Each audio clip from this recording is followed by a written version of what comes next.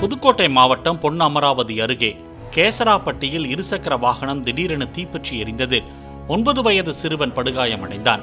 உலகம்பட்டியை சேர்ந்த ரஞ்சிதா தனது 9 வயது மகன் ராஜீவ் மற்றும் மகள் பூஞ்சோலை ஆகியோருடன் இருசக்கர வாகனத்தில் சென்று கொண்டிருந்த போது தீ விபத்து நேரிட்டது.